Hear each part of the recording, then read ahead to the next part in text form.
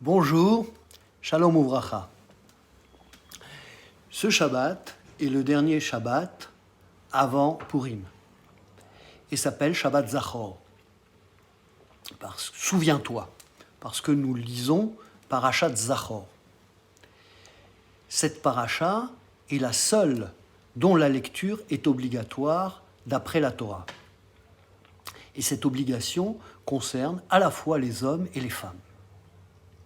Alors qu'est-ce qu'il y a de si important à se souvenir?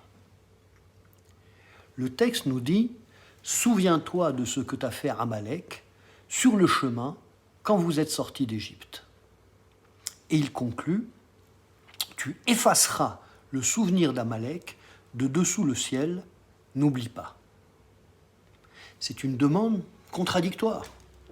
On nous demande d'un côté de nous souvenir et de l'autre côté d'effacer le souvenir.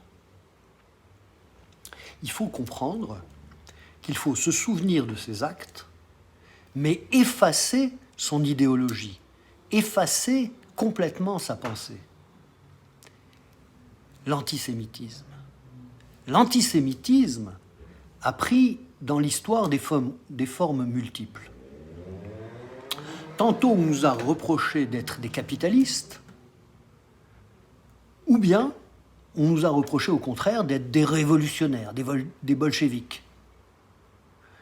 On nous a reproché d'être des cosmopolites, des sans-patries, et maintenant on nous reproche d'être des nationalistes, voire des racistes.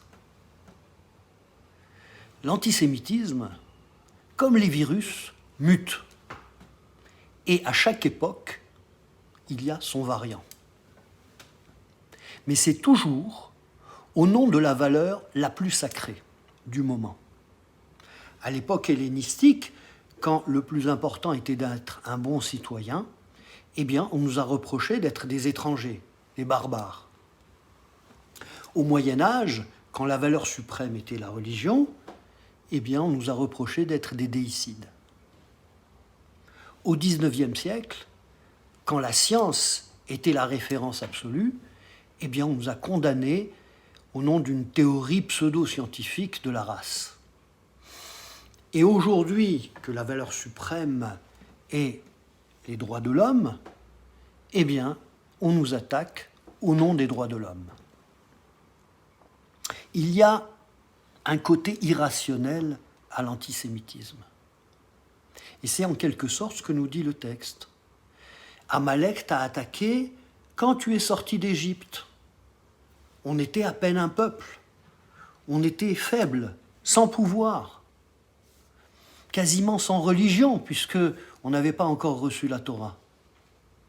C'est ce que le Sifra dit, halacha, décision, Esav et Yaakov.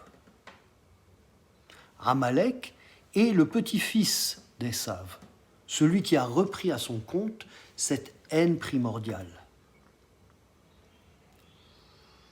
C'est étonnant, parce que dans la paracha de Béchalach, où Amalek nous attaque, eh bien, elle commence par l'affrontement avec les Égyptiens et termine par l'affrontement avec Amalek.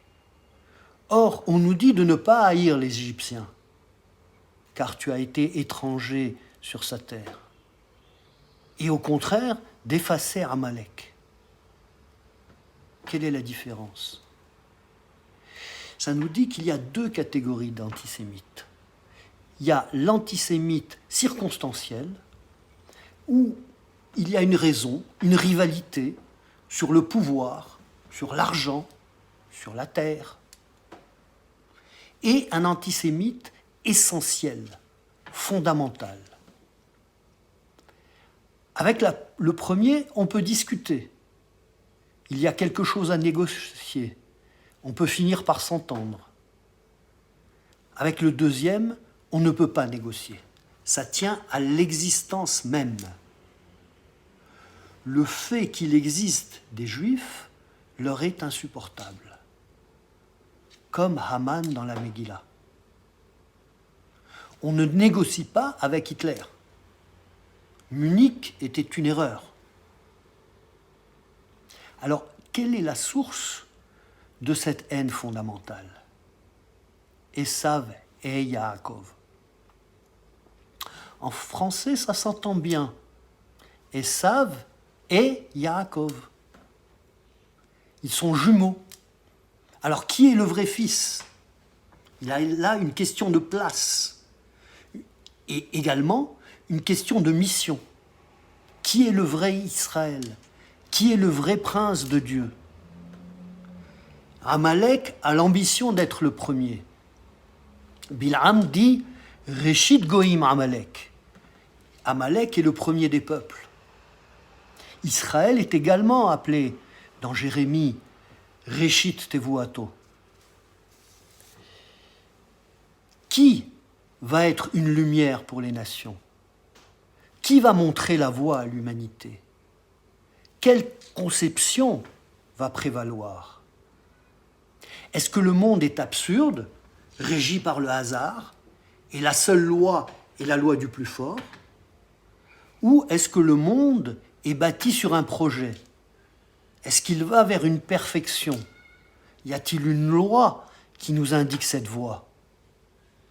Ce sont donc deux conceptions du monde incompatibles.